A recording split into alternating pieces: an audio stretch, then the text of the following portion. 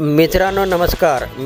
महाराष्ट्राच्या राजकारणात वेगवेगळ्या घडामोडी घडत असताना आता पालकमंत्री पदाची यादी जाहीर करण्यात आली आहे। मुख्यमंत्री देवेंद्र फडणवीस यांनी धनंजय मुंडे यांना धक्का देऊन सध्या चर्चेत असलेल्या बीडचे पालकमंत्री पद अजित पवार यांच्याकडे सोपवण्यात आले आहे।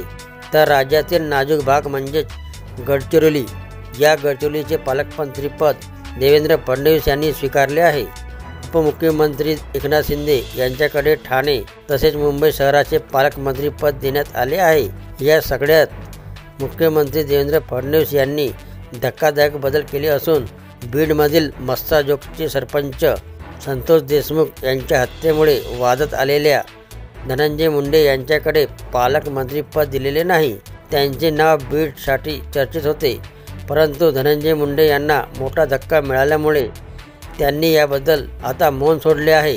पालकमंत्री पदाची यादी जाहीर होताच धनंजय मुंडेची पहिली प्रतिक्रिया दिली आहे।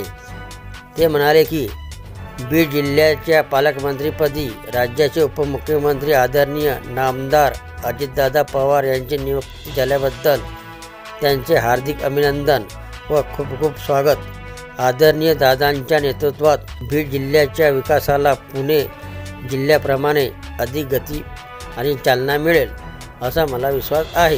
बीड जिल्ह्यातील सध्या बदललेल्या राजकीय व सामाजिक स्थिती पाहता आदरणीय मुख्यमंत्री महोदय व आदरणीय उपमुख्यमंत्री महोदय यांना मी स्वतः बीड जिल्ह्याचे पालकमंत्री पद आदरणीय अजितदादांनी स्वीकारण्याबाबत विनंती केली होती।